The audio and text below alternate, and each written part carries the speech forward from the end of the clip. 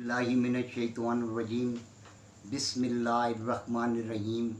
इंतहाई काबिल कदर मोअज़्ज़िज़ हाज़रीन सामीन नाज़रीन की खिदमत में अल सराज फ़िशिंग स्पोर्ट्स की जानिब से इसके दोनों एडमिन सैयद मुहिबुल हक सैयद नजीबुल हक की जानिब से, मुझ खादिम सैयद नवीदुल हक उर्फ मुन्नू भाई की जानिब से और मेरे उस्ताद मोहतरम शाहजहां की जानिब से तमाम देखने वालों और सुनने वालों को अस्सलामु अलैकुम व रहमतुल्लाहि बरकातुहू। हम इससे पहले तकरीबन 12 एपिसोड कर चुके हैं और 12 एपिसोड में हमने मुख्तलिफ़ मामलात को डिस्कस किया और ख़ास तौर पर वो एपिसोड जिसमें उस्ताद साहब तशरीफ़ फरमा रहे हैं उसमें आपको मखसूस टिपें, यानी आपने पानी पर कैसे जाना है और अगर आप दरिया पर हो तो दरिया पर आपने क्या मामलात करने हैं, वहाँ आपने खेलने का अंदाज़ क्या होना चाहिए, मामलात किस किस्म के होने चाहिए, उन तमाम को बड़ी बड़ी मुदल्लल तरीके से उस्ताद साहब ने आपको समझाया और मामलात किए हैं। इसी तसलसल में आज ये मेरी खुशकिस्मती है कि उस्ताद साहब फिर यहाँ मेरे पास मौजूद हैं, तो हमने बाकी मामलात को रोक के, क्योंकि एक वादा किया हुआ था आप लोगों से कि जो नहरों पर खेलने का अंदाज़ है वो क्या होगा, उसके ऊपर एक डिस्कशन हमने करनी थी। तो आज इत्तफाक से ही उस्ताद यहाँ पर मौजूद हैं, बैठे हुए हैं मेरे पास, गपशप भी हम करते रहे हैं, बहुत सारी चीज़ें भी डिस्कस की हैं और उस्ताद साहब को इस बात की बड़ी खुशी है कि लोगों का एक बहुत बड़ा जो वो है तादाद जो उनसी है वो इसको बाकायदगी के साथ ना सिर्फ देखती और सुनती है, बाकायदा इसके ऊपर अमल करती है और फिर अमल करने के बाद जो फीडबैक आती है वहाँ से, वो जो बताते हैं मामला, उस पर हमें दिली तौर पर मुसरत भी और खुशी भी है। और यही एक मकसद था कि बच्चों की ट्रेनिंग किस तरह की जाए। हम पहले भी कह चुके हैं कि पाकिस्तान में बदनसीबी और बदकिस्मती से किसी किस्म का रिसर्च सेंटर नहीं है और जहाँ पर ये मामलात, क्योंकि यूरोप के अंदर तमाम फैसिलिटीज़ मौजूद हैं, वहाँ पे इसको बाकायदा फिजिबल वो अप्लाई भी करते हैं, हमारे यहाँ ऐसा मामला नहीं है। तो हमने एक कोशिश की कि थ्रू यूट्यूब जो उनसे है वो मामलात को लोगों तक पहुँचाया जाए और उसका फीडबैक लिया जाए कि क्या है और लोगों को हमारी बात कितनी समझ में आ रही है। हमारी कोशिश है इसके बाद इंशाल्लाह हम प्रैक्टिकल ग्राउंड के ऊपर भी इसको जो सा वो बाकायदा आप लोगों को दिखाना चाहते हैं कि आपने पानी की सिलेक्शन कर ली, आप बैठ गए, मामलात हो गए, आपने चारा लगा दिया, अब खेल का तयन और खेल किस तरह होती है इंशाल्लाह हम उसकी तरफ भी जाने की तैयारी कर रहे हैं। मैं ज़्यादा गुफ्तगू नहीं करूँगा, ना ही बीच में आए लूँगा, क्योंकि उस्ताद साहब बैठे हुए हैं। मैं सारा, क्योंकि मामला उस्ताद साहब की तरफ है और उन्होंने ही आपको समझाना है कि कैसे आपने नहरों पर, दरियाओं पर, बाकी मामलात पर किस तरह अपने आप को जो उनसे है वो साबित करना है कि वाकई ही आप एंगलर हो। तो मैं बिला किसी उसके, मैं सबसे पहले जनाब उस्ताद शाहजहां साहब। नहमदुहु व नुसल्ली अला रसूलिहिल करीम, अम्मा बाद, अऊज़ु बिल्लाहि मिनश शैतानिर रजीम, बिस्मिल्लाहिर रहमानिर रहीम। मेरे काबिल मोअज़्ज़िज़ दोस्तों, भाइयों, जवानों, बुज़ुर्गों, अस्सलामु अलैकुम।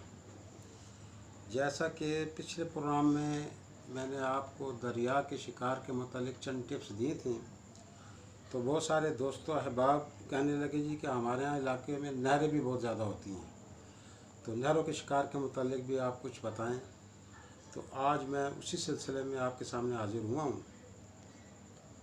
नहर का शिकार एक ज़बरदस्त शिकार है, दरिया से, डैम से मुख्तलिफ शिकार है।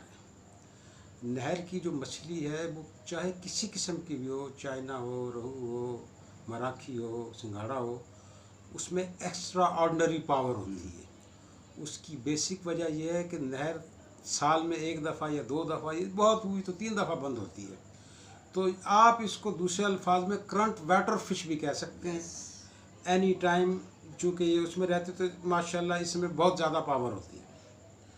अब सवाल ये कि नहरें भी 2-3 किस्म की होती हैं, छोटी नहर, बड़ी नहर और दूसरा आप उसको कह लेंगे टोया जिसे कहते हैं, इस टाइप की भी नहरें होती हैं। जो बड़ी नहरें होती हैं जिनमें अमूमन 18,000 20,000 क्यूसिक पानी चलता है, उसका शिकार मुख्तलिफ है।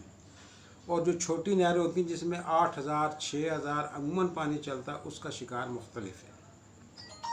तो सबसे पहले जो बड़ी नहर है उसके जो 18,000 जिस नहर में पानी होगा, मिसाल के तौर पे शहीदां वाली नहर चलती है, हट रसूल से निकलती है, हट कादराबाद जाके गिरती है। इसकी माशाल्लाह चौड़ाई लंबाई लेंथ काफ़ी है। अगर आपने इस पे शिकार, बड़ी नहर पे शिकार खेलना है तो उसका तरीक़ाकार इस तरह है कि जो बड़ी नहर होती है, जब वो अमूमन जो नहरों का शिकार होता है वो नहर बंदी पे होता है। चलती नहर में तो 18,000 में आप किसी सूरत शिकार नहीं खेल सकते। हाँ, ये है कि जहाँ पे नहर गिर रही है, जहाँ उसकी झाल बनती है, यानी पानी गिर रहा होता है, उसकी अतराव में आप शिकार खेलें तो शायद कोई शिकार लग जाए। मगर जब नहर बंद होती है तो उसमें मुख्तलिफ इलाकों में पुलियाँ होती हैं, गुजरगाहें।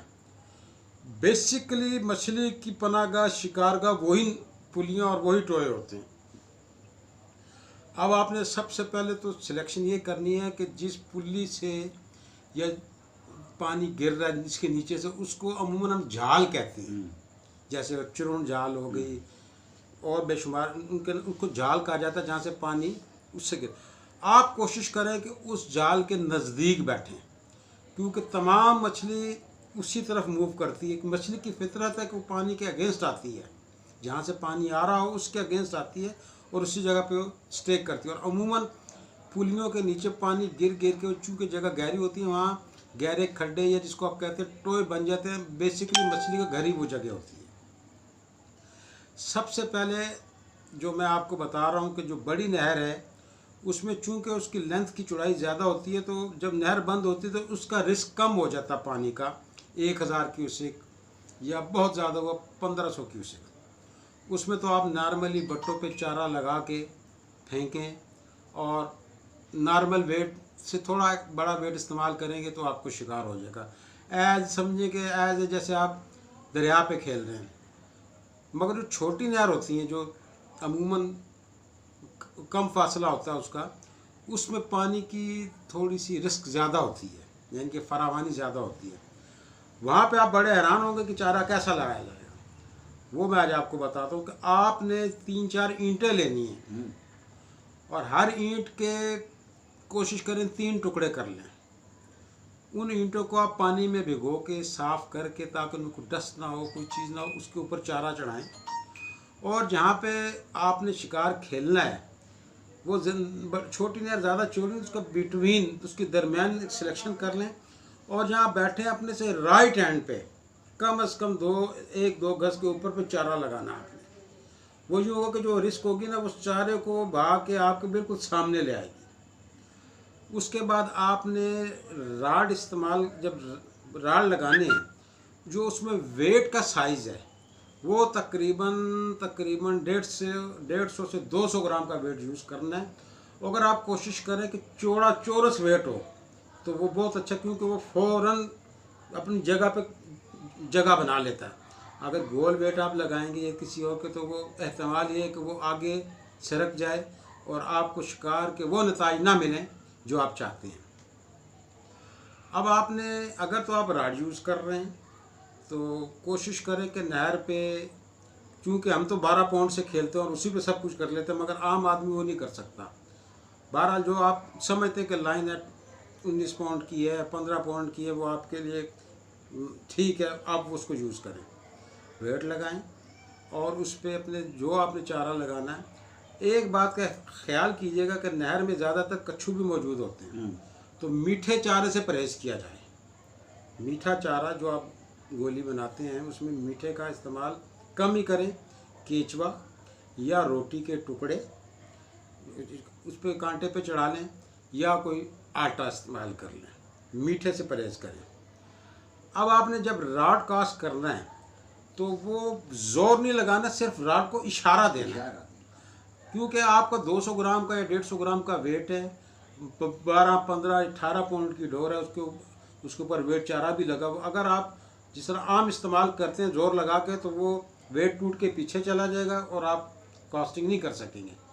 आप पीछे राड को लेके जाएं और सिर्फ हल्का सा इशारा करना है उसको।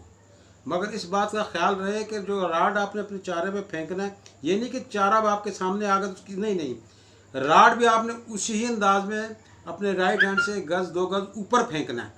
और जब तक कि वो चारा चल के आपके सामने आएगा, वो खुद ब खुद आएगा। आपने राड को टाइट करके, बिल्कुल जब आप टाइट करेंगे तो वो वेट वहाँ पे चारे के समेत खड़ा हो जाएगा उस पार्ट पे, और आप उस पर जो भी अपना की चैन वगैरह वो लगा लें, सारे इसी तरह फेंकें। अब आपको एक अहम बात बताता हूँ, जब आपको दाना लगेगा तो आप बिलीव करें कि जैसे जलजला आ जाता है राट में। ये उस मछली की पावर है। और फिर वो नहर भी चल रही होती है तो वो इंतहाई ज़ोरदार मछली होती है। तो आपने जब राड उठाना है तो बिल्कुल उसके साथ ज़बरदस्ती नहीं करनी। मछली को आपने बहुत हल्के ट्रैक पे लूज रखना है। अमूमन जो नहर की मछली होती है वो साइड पकड़ जाती है, या वो लेफ्ट हैंड पे हो जाएगी आपके फ़ौरन, या वो आपके राइट हैंड पे ऊपर चढ़ जाएगी। आपके सामने वो किसी किस्म की एक्टिविटी नहीं होगी। तो अमूमन नहरों के किनारे आपने देखा होगा कि दंदे भी होते हैं, पत्थर लगे होते हैं, तारें बिछी हुई होती हैं। तो आप लैंडिंग नेट वाला बंदा थोड़ा सा पानी के अंदर ला के उसको कहीं जगह पे खड़ा हो जाए। दाने को आप बड़े इत्मीनान के साथ खिला के एक आपको इंतहाई मज़ा आएगा। जो आपकी शौक़ है उसकी तकमील होगी नहर के शिकार, क्योंकि वह इंतहाई जानदार मछली होती है। और उसको खिला के लाएं। लैंडिंग नेट वाले को आपने ये कहना है कि भाई आपने एक जगह से दूसरी जगह हिलना नहीं, बस लैंडिंग आपका काम है। कि देखिए ये एक स्पोर्ट है, आप मछली के साथ ज़बरदस्ती ना करें और ना मछली को ज़्यादा लूज छोड़ें। आपके जो राड का एंगल है वो 90 डिग्री पे होना चाहिए। बाज़ दोस्त क्या करते हैं कि राड का मुंह नीचे कर देते हैं। वो राड का मुंह नीचे करने से मछली डायरेक्ट आपके लाइन के साथ उसका ताल्लुक हो जाता है, और अगर वो झटका देगी, ये जोर मारेगी, तो इस्तेमाल है कि आपकी डोर टूट जाए। जब आप राड को 90 डिग्री पे रखेंगे, एक तो उसमें लचक होती है जो मछली को के वजूद को तोड़ती है, उसको थकाती है। इस बात से मत घबराएं कि मछली टूटेगी, कभी भी नहीं टूटेगी। जब मछली जोर लगाएगी जाने के लिए, एक आपका राड बैंड होगा, एक उसको वो लचक मिलेगी, एक आपकी डोर चलेगी उसकी वो लचक मिलेगी। तो इस तरह आप मछली जो सी है वो थक जाती है, और आप उसको बड़े इत्मीनान के साथ वो जो आपका साथी खड़ा हुआ लैंडिंग नेट लेके उसके ऊपर लाएं और उसको उठा के बाहर रख दें। नहर के शिकार में एक बड़ी एहतियात की ज़रूरत ये है कि जितने दोस्त अहबाब हैं वो पानी में दाखिल होने की कोशिश ना करें, क्योंकि नहर में अड़े भी होते हैं और बड़े बड़े कच्छू जलपात्रे भी होती हैं। तो बीच में जाने से नुकसान ये कि कहीं आपको कोई नुकसान ना पहुंचे, आपको आपके किसी साथी को। तो मेरा ख़्याल है कि जितने शिकार हैं दरिया का, डैम्स का, बाकी जो शिकार हैं, उनसे ज़्यादा अट्रैक्शन इतनी जो नहर के शिकार में वो किसी और शिकार में नहीं। और इस बात का भी ध्यान में रखिए कि जैसे आपको तादाद दरिया पे लगती है चारा लगा के, या डैम पे लगती है, अगर आप कोशिश करें तो नहर में उससे ज़्यादा आपको तादाद में मछली लग सकती है, और बड़े दाने ही लगते हैं ज़्यादातर। तो ये आप इस तरह का सिस्टम करना है आपने, और उम्मीद है कि इंशाअल्लाह आपको जो ये नहर का शिकार है ये पसंद आएगा। दूसरी मैं अपने तमाम भाइयों से गुजारिश करूंगा कि देखें, एंगलिंग और फिशिंग एक स्पोर्ट है। अमूमन डैमों पे आजकल ये रुझान पाया जा रहा है कि छोटी मछली पाव 1.5 पाव की लोग अमूमन क्वांटिटी में पकड़ रहे हैं। मेरे भाई अब मुझे ये बतलाएं कि इस लेंथ की मछली पकड़ने से आपको क्या फ़ायदा हासिल होगा। आपके शौक़ की तकमील नहीं होगी, आपको मज़ा नहीं आएगा, और सबसे बड़ी बात यह है कि जो कॉन्ट्रैक्टर है उसके साथ भी ज़्यादती है ये।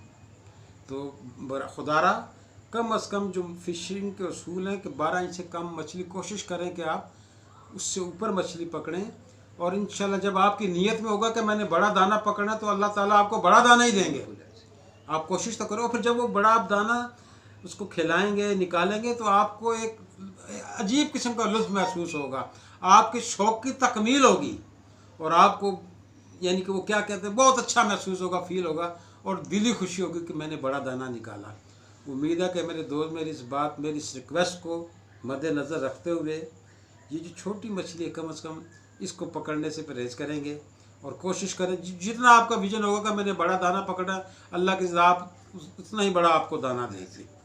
तो बाकी भाइयों को अस्सलाम वालेकुम। बाकी मुन्नू भाई आपके साथ। जी, तमाम दोस्तों ने उस्ताद जी की सारी बातें बड़े गौर से सुनी भी होंगी, और बड़े गौर से खाली सुनना ही नहीं है, इस पर अमल भी करना है। बड़ी अच्छी बात कही कि वो दोस्त, वो साथी, वो भाई जो 12 इंच से कम की मछली पकड़ रहे हैं खुदारा परहेज़ करें। एक तो ये वैसे कानूनन भी जुर्म है। आपका जो 1961 का फिशरीज़ लॉ है उसमें भी इसको मुदल्लल तौर पर लिखा हुआ है कि 12 इंच से नीचे की मछली आपने नहीं पकड़नी। सेकेंडली, आप बीइंग ए स्पोर्ट्समैन, देखिए कैच एंड रिलीज़, आप तो तमाम दोस्त क्योंकि यूट्यूब पर हैं और यूट्यूब के ऊपर बहुत सारे फीचर्स चल रहे होते हैं और उन फीचर्स में यूरोपियंस के यहाँ जो जिस किस्म की तहकीक मौजूद है और उन्होंने जो रिसर्च की हुई है उसकी भी बाकायदा वीडियोस वहाँ मौजूद हैं। आप देखो उनके यहाँ जो सबसे बड़ा सिस्टम है कैच एंड रिलीज़ वाला है। वो इंजॉय करते हैं अपने आप को, अपनी स्पोर्ट्स को इंजॉय करते हैं, सारे मामलात को इंजॉय करते हैं, पकड़ते हैं, फ़ोटो खिंचवाते हैं, फिर छोड़ देते हैं। हमारे यहाँ भी उस किस्म का क्योंकि माहौल नहीं बना और मामलात नहीं हुए उस किस्म के, हमारी कोशिश ये भी है कि बीइंग ए स्पोर्ट्स इन चीज़ों को भी इंटेक्ट किया जाए यहाँ पे, ताकि जो सरकार की नज़र में और फिर ख़ास तौर पर ठेकेदार की नज़र में जो हमारा एक बैड इमेज बना हुआ है हम उससे बाहर निकलें, हम ये साबित कर सकें कि हम स्पोर्ट्समैन हैं। और यही इस खेल का हुस्न भी है। आप पकड़ो, आप ज़रूर पकड़ो, लेकिन उसे छोड़ो, छोटी मछली को छोड़ो। हाँ, अच्छा दाना बाइट हुआ है वो आपका हक है, आप रखो। लेकिन बाकी मामलात के अंदर मेरे दोस्त, मैं उस्ताद जी का बिल्कुल, इन्होंने बड़ी अच्छी आज ये एक बात कह दी हुई है यहाँ पर कि ये ना खाने जोगी है ना किसी और जोगी है। फिर आप खाली स्कोर दिखा के किसको मुतासिर कर रहे हो? शौक की तकमील भी नहीं होती। आपके शौक की वो उस तरह मामलात, वो जो एडवेंचर आप चाह रहे हो वहाँ तक तो वो पहुँचे ही नहीं हो, वो एक्साइटमेंट आई नहीं है। वो एक्साइटमेंट कब आएगी? जब आपको बड़ा दाना हिट होगा। और ये तो रब का वैसे भी निज़ाम है कि परवरदिगार जो लोग इस किस्म के मामलात करते हैं उनको अता भी बहुत अच्छी चीज़ें करता है। जब आप ये छोड़ोगे तो मेरा रब आपकी नीयत से बड़े बखूबी वाकिफ़ है, वो आपको बड़ा दाना अता करेगा। और जब वो आप निकालोगे और उसका पूरा आप इंजॉय करोगे और उसकी पूरी एक्साइटमेंट से आप वाकिफ़ होंगे, फिर ये छोटे दानों की तरफ से तो आप वैसे ही उचाट हो जाओगे, छोड़ दोगे। अल्लाह पाक आप सबको खुशो खुरम रखे, अपनी हिफ्ज़ अमान में रखे। हमने ये प्रोग्राम सिर्फ इस नीयत से किया कि आपको इसमें जो नहरों पर खेलने का एक तरीक़ाकार मुतय्यन किया गया है, ये क्योंकि ये तजर्बात की रोशनी में है, ये कोई आपको साइंसी फार्मूला नहीं है, ये बेसिकली अप्लाई किए हुए फार्मूले हैं। और शाहजहान साहब ने आपको बड़ी बड़ी बड़ा क्लोजली बताया। मैं आपको थोड़ी सी उसमें और वजाहत कर दूँ कि जो बात उन्होंने कही कि चारा आपने किस तरह लगाना है, यानी आप बैठे हुए हो यूँ सीधे, अब यहाँ से 30 डिग्री अपने राइट को देखें, इसके ऊपर अप्लाई करें चारे को। अब जब वो वहाँ से फ्लोट करेगा तो 90 डिग्री के ऊपर आके खड़ा हो जाएगा। इस सेम पोजीशन के अंदर आपने अपनी डोरें कास्ट करनी है, यानी डोरे भी आप 30 की पोजीशन पे कास्ट करोगे, वो आके रुकेगी 90 की पोजीशन के ऊपर। और राड जब बाइट हो जाता है, हिट हो जाती है राड के ऊपर, तो 90 डिग्री के ऊपर ही आपने राड को रखना है। मैं इसकी छोटी सी मिसाल दे देता हूँ आपको, आप खुद इसको अप्लाई करके देखिएगा। आप दो दोस्त इकट्ठे हों, एक साथी उसके पीछे चला जाए और उसकी ठोडी पे और सर पे हाथ रख के ऊपर कर ले ऐसे। अब उसको कहे कि अपनी मर्ज़ी से चल के बता, नहीं चल पाएगा। आप जिस तरफ उसे मोड़ोगे, जिस तरफ ले जाओगे वो वहीं चल पाएगा, बाकी अपनी मर्ज़ी से नहीं जा पाएगा। यही मकसद उस्ताद साहब का आपको ये समझाना है कि जब 90 की डिग्री के ऊपर आपने ये राड रखा हुआ होगा, मछली अपनी मर्ज़ी से नहीं जाएगी आगे पीछे, आपकी मर्ज़ी से जाएगी। लेकिन जब आप राड को उस एंगल से हटा देते हो तो वो फिर अपनी मर्ज़ी पर हो जाती है। उसमें एहतमाल है इस चीज़ का कि टूट भी सकती है, डोर भी तोड़ सकती है, झड़ भी सकती है। इन चीज़ों को फॉलो करें, ये बारीक नुक्ते हैं, इन नुक्तों को पकड़ें। ये मैंने बैठाने का मकसद भी यही है और हम लोगों का यहाँ बैठने का मामला भी यही है कि वो बारीकियाँ जो बारीकियाँ कोई किसी को बताता नहीं है, वो यहाँ से आप तक मुंतकिल की जाएँ, ताकि खेलने का अंदाज़ वसी हो, खूबसूरती आए और दाना निकालना आसान हो। डैम्स की शिकार अगली दफ़ा नेक्स्ट टाइम, ये मेरे उस्ताद जी का कहना है कि नेक्स्ट टाइम आपको डैमों से रिलेटेड इन्फो कि डैम पे किस तरह बैठा जाता है, वहाँ कैसे मामलात किए जाते हैं, उसके ऊपर एक प्रोग्राम किया जाएगा। मैं तमाम दोस्तों का, तमाम भाइयों का, तमाम देखने वालों का, सुनने वालों का तहे दिल से अपनी जानिब से, उस्ताद जी की जानिब से, अपने चैनल की जानिब से, अपने दोनों जो हमारे ये बरखुरदार हैं, बच्चे हैं जो इसको डील कर रहे हैं, मोहिब उल हक की जानिब से, नजीब उल हक की जानिब से, तमाम देखने वालों का, सुनने वालों का तहे दिल से मशकूर हूँ। रब करीम सबके रिस्क कारोबार में तरक्कियाँ अता फरमाए, सबको खैर व आफियत के साथ रखे। अगले प्रोग्राम में मिलते हैं। अस्सलामु अलैकुम व रहमतुल्लाहि व बरकातुहू।